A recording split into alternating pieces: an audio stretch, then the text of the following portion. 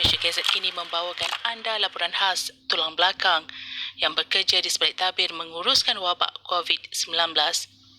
Menurut Pegawai Sains Mikrobiologi Perubatan Jabatan Patologi HKL, Nur Hazmi Rosman, pasukannya juga bersengkang mata untuk menjalankan ujian makmal sebelum seseorang itu disahkan positif atau negatif COVID-19.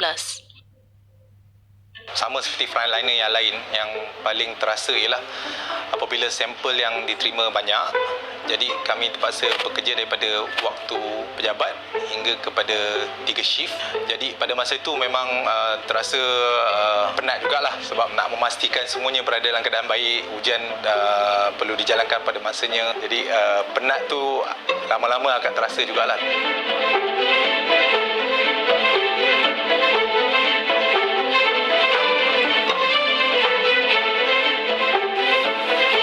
Proses nyah kumannya, maknanya heat activated menggunakan haba, suhu yang tinggi, jadi kita akan matikan virus tersebut dulu, dan kemudian sampel berkenaan kita akan lakukan proses nucleic acid extraction. Prosesnya ialah kita untuk mendapatkan RNA virus tersebut daripada sampel berkenaan. Part extraction, kalau kata yang dekat sana tu adalah sampel. Dia ada satu part lagi, PCR. PCR dia nak tahu keputusan sama ada action tu positif ke negatif. Kerana kita akan mencampurkan nukleik asid tadi dengan bahan reagent. Barulah campuran tadi untuk sampel kita akan masukkan ke dalam mesin real time PCR kita. Akhirnya daripada itu kita akan buat analisa pada keputusannya dan baru kita dapat hasil untuk menentukan bahawa satu sampel itu sama ada mempunyai RNA virus SARS-CoV-2 atau tidak di dalam sampel berkenaan.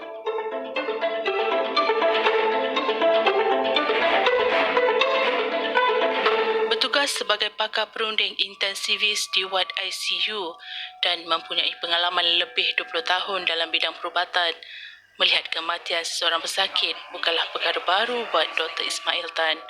Namun, beliau tetap meluahkan rasa sedih dan terkilan apabila melihat pembagian pesakit COVID-19 yang terpaksa melalui detik-detik terakhir di dunia ini bersendirian dan hanya ditemani pakar dan petugas kesihatan, bukannya orang tersayang.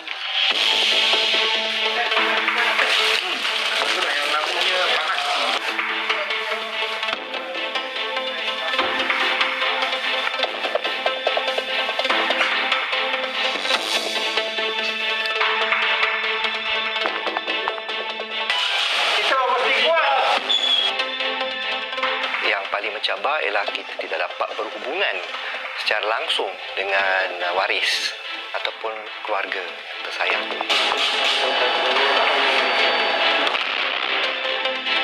Setiap sakit COVID yang masuk ke ICU, kita akan update family member setiap hari, melakukan video call untuk waris pesakit supaya mereka dapat sekurang-kurangnya berhubungan dengan ahli keluarga ketika berada di ICU. Puan Mariam, suami Puan Mariam sekarang Cik Kamal berada karantina, pernafasan dia makin teruk. Okey, kita terpaksa masukkan tube untuk mengelakkan daripada keadaannya makin teruk. Cik Kamal, ini isteri di talian telefon. Okey? Bukan untuk yang baik-baik. Okey? Alright, kita baca data. Mohon.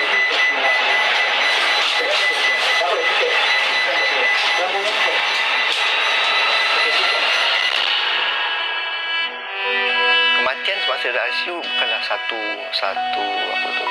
event, ia sebenarnya satu proses. So sangat mencabar untuk semua anggota kesihatan termasuk diri saya sendiri terpaksa menghadapi saat kematian untuk pesakit, bila kita terpaksa telefon waris mengatakan yang pesakit yang telah meninggal dunia ataupun akan meninggal dunia, dan mereka akan tanya kita boleh datang, boleh tengok, ada yang menangis, meraung dalam phone tu, dan kita tahu kita tak boleh benarkan dia datang. So itu satu saat yang luar biasa. So ada juga beberapa pesakit yang tiba-tiba jantung berhenti dan segalanya, jantung berhenti dan kita terpaksa buat CPR, lepas tu baru kita telefon beritahu patient dah tak ada.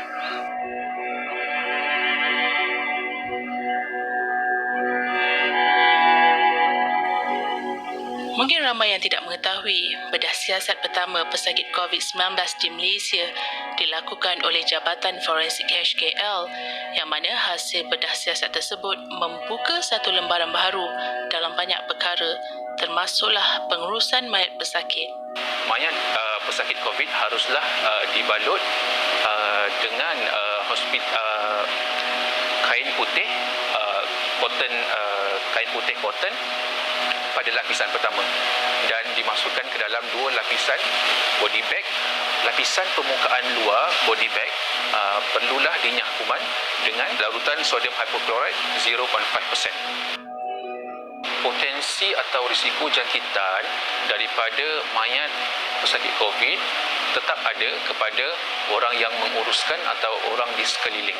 Hasil penemuan bedah siasat kami yang menunjukkan terdapat virus COVID-19 di permukaan badan mayat pesakit COVID dan juga terdapat virus COVID-19 daripada cecair yang keluar daripada rongga badan.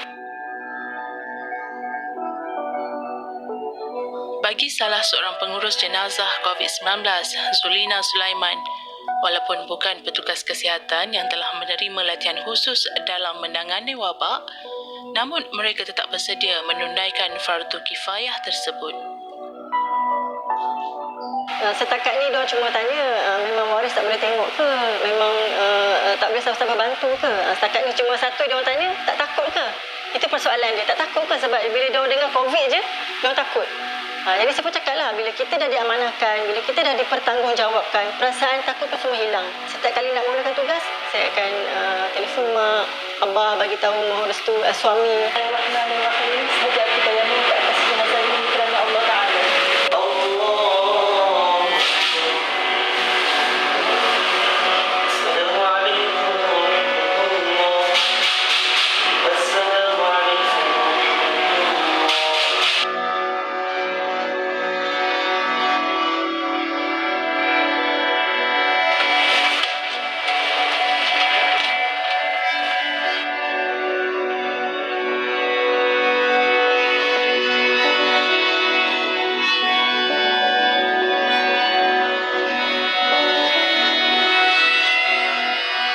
Apabila jenazah tiba di sini, di mana pasukan saya akan memakai suit PPE yang dikendalikan dan ditaklimatkan oleh pejabat kesihatan daerah, di mana kami akan memakai suit itu berpandukan apa yang diterangkan oleh pejabat kesihatan daerah tersebut. Jadi di atas nasihat daripada pihak KKM dan juga pejabat kesihatan daerah, kita diminta untuk tidak mengadakan talqin, hanya bacaan doa saja.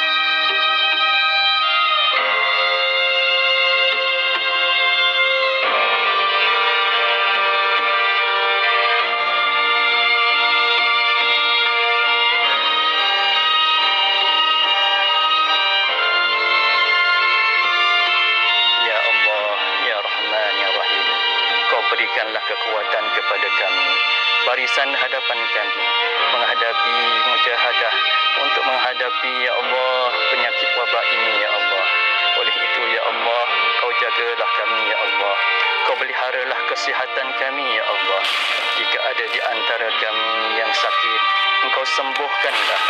Jika di antara kami ini ada yang telah pergi menemuimu, ya Allah, Kau rahmatilah mereka, ya Allah.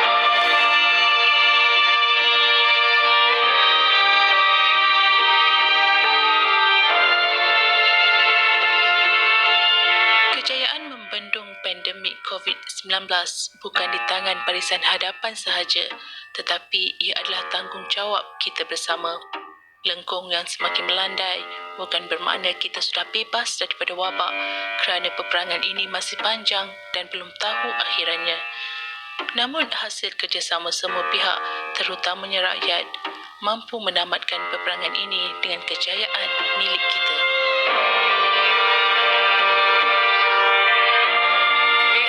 COVID-19. Stay safe. Bantu kami untuk bantu anda.